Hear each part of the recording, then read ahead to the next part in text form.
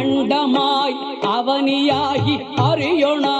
பொருளதாகி தொண்டர்கள் குருவுமாகி புகழறு தெய்வமாகி எண்திசை போற்ற நின்ற என்னருள் ஈசனான தென்திரள் சரவணத்தான் தினமும் என் சிரசை காக்க அண்டமாய் அவனியாகி அறியொணா பொருளதாகி தொண்டர்கள் குருவுமாகி புகழறு தெய்வமாகி